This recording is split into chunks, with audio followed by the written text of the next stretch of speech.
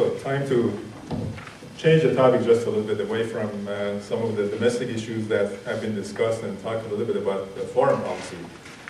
Can you hear me? Yeah.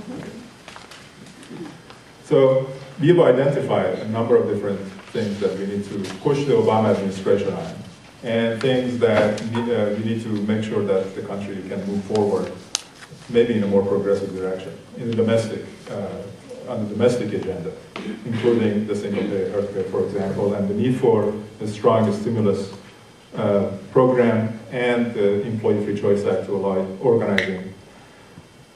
But many of these things may not happen if we end up in some kind of a quagmire overseas, for example in Afghanistan, or a continuation of the policies that we have seen in Iraq under the Bush administration.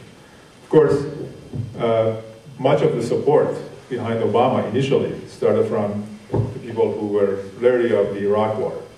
And he's very keenly aware of that, and he has been fairly strong in opposition against the Iraq war. And in terms of foreign policy in general, and I'm going to focus mostly just on Iraq and Afghanistan today, although there's a lot of other issues that could be discussed. With respect to both Iraq and Afghanistan, there are both hopeful signs and also signs of concern. And we need to identify these in order to be able to know how to push and how to develop some kind of both inside and outside strategy with respect to the Obama administration.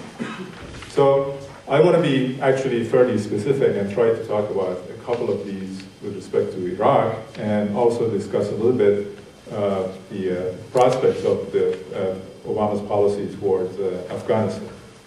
So let me start with Iraq first.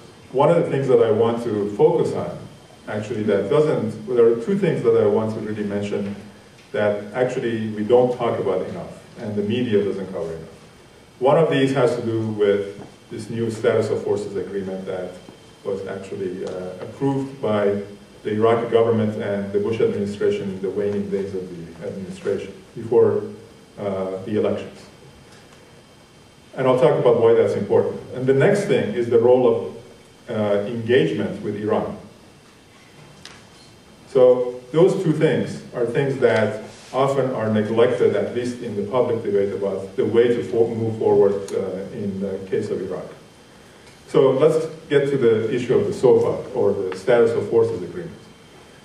Many people in the peace movement, the general public, in the Obama campaign, they were concerned initially when these negotiations were happening that the Bush administration was going to tie the hands of the next administration that comes in order to basically dictate a continuation of the policy. And of course, we were all concerned about that, and for that reason, there was some movement to try to make sure that that doesn't happen.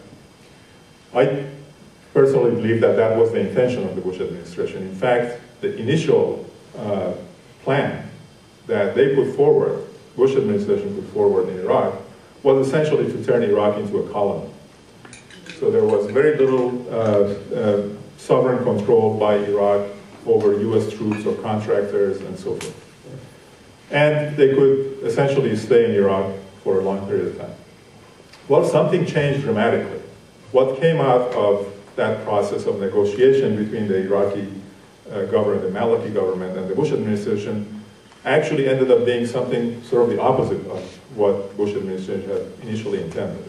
So what is the current SOFA? So just to mention a few of the elements that are now part of what's been agreed on, is that as of January 1st, the US military now has to get permission from Iraqi authorities for military operations. Off-duty and off-base US troops who commit crimes are subject to Iraqi law. So are the civilian contractors.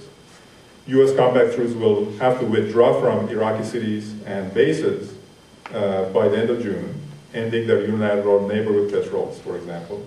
And by 2011, there has to be a complete withdrawal of US troops and contractors from Iraq with no permanent bases.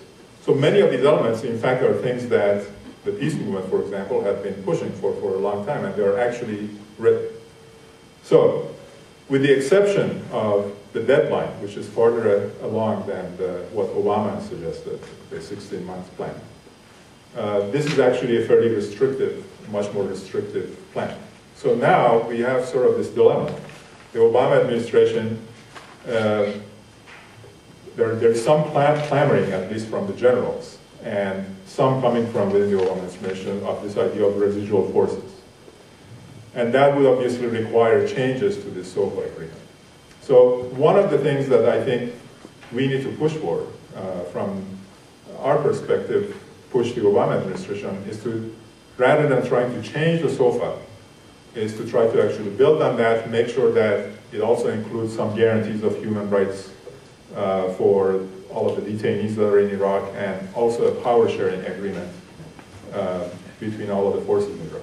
The reason, by the way, this change happened, is important to mention, was because of pressure from below on Maliki government, so that he was forced actually to exercise some independence and bring together some temporary alliances with Sunnis and Shiites, and the different Shiite forces make alliances with some of the main Shiite parties that were part of the parliament.